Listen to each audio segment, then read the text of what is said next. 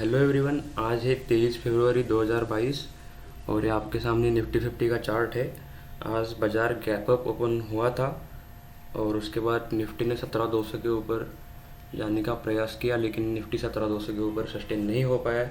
तो आज बाज़ार के अंदर थोड़ी बहुत तो वोलेटिलिटी रही है और इस वोलेटिलिटी के साथ हम कुछ ऐसे स्टॉक पर नज़र रखेंगे जो आगे चल के हमें फ़ायदा या मुनाफा दे सकते हैं। तो स्टॉक का नाम जानने से पहले हम उसके शेयर होल्डिंग पैटर्न को समझते हैं। तो 40% का हिस्सेदारी प्रमोटर के पास है और करीबन 17% का हिस्सेदारी एफआई के पास और 21% और 20% पब्लिक के पास है। तो अब जानते हैं टेक्निकल्स को जानने के लिए हम एक चार्ट पे आ रहे हैं बिरला सॉफ्ट के। तो चलिए, 10 जनवरी 2022 को इस कंपनी ने 585 का कुछ हाई बनाया था और उसके बाद हमने इसमें कंटिन्यूसली फॉल देखा है। तो ये कल तक यहाँ पर आया था 393 के पास। और अगर हम बात करते हैं फॉल की, तो 10 जनवरी से लेकर कल तक इस शेयर ने 30% की गिरावट दी है दोस्तों। और हम जानते हैं अब पूरा टेक्निकल को। आप देख सकते हैं कि यहाँ पर ये जो रेंज है, मैं यहाँ के ड्रॉ करके दिखाता हूँ आपको।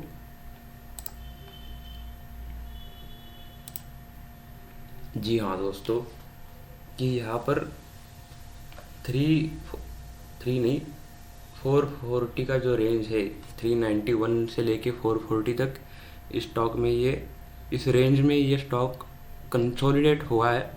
और मैं ऐसा मानता हूँ कि अगर ये शेयर 400 के नीचे क्लोजिंग देता है तो और गिरने की संभावना है, और गिरता है तो 393 के पास वापस आके ऊपर जा सकता है। और अगर 393 का सपोर्ट ये ब्रेक करता है तो 340 का अच्छा खासा सपोर्ट है। अगर मैं ऐसा मानता हूँ कि आपको अगर ये स्टॉक 340 के आसपास मिल जाता है तो ये एक्यूमुलेट करने के लिए बहुत अच्छा प्राइस है।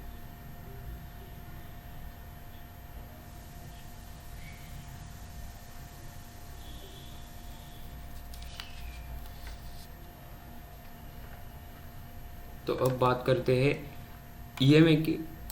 तो ईएमए को जानने के लिए हम यहाँ पर आए। इस शेयर ने 200 ईएमए को ब्रेक किया है, लेकिन ये जैसे कि मैंने बोला 393 का सपोर्ट लेके ऊपर भागा है।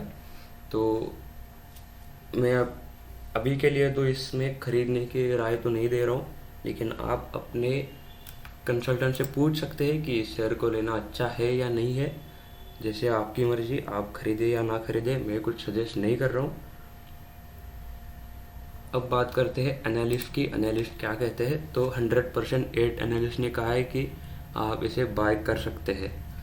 उनका मानना है कि फरवरी 2023 तक ये 682 का हाई बना सकता है और 528 का लो बना के दे सकता है। अगर हम इसके फिनेंशियल स्टेटमेंट की बात करते हैं तो कंपनी कुछ प्रॉफिटेबल है। करीबन 5 साल में तो कंपनी प्रॉफिटेबल रही है। कंपनी के ईपीएस भी बढ़ रहे हैं। तो अब बात करते हैं डेब्ट की। लॉन्ग टर्म डेब्ट ज़्यादा कुछ नहीं है। 2019 को ज़ीरो डेब्ट था और उसके बाद कंपनी ने 113 करोड़ का डेब्ट लिया था और अब कंपनी ने डेब्ट कम किया है। तो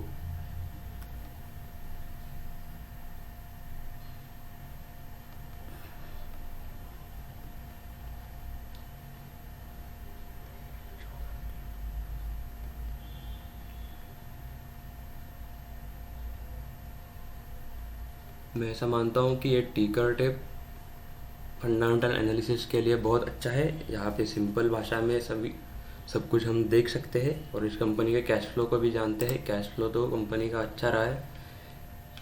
2019 को कैश फ्लो माइनस में था, लेकिन 2020-21 को करीबन उन्होंने कैश फ्लो प्लस में लाया है। तो मैं लास्ट में यही कहना चाहता हूँ कि आप मेरा वीडियो देख के कल जाके मत खरीदी कीजिएगा। वीडियो अच्छा लगता है तो लाइक और शेयर अगर वीडियो अच्छा लगता है तो लाइक और शेयर कीजिए, और अभी तक चैनल को सब्सक्राइब नहीं किया है तो जल्दी सब्सक्राइब कीजिए।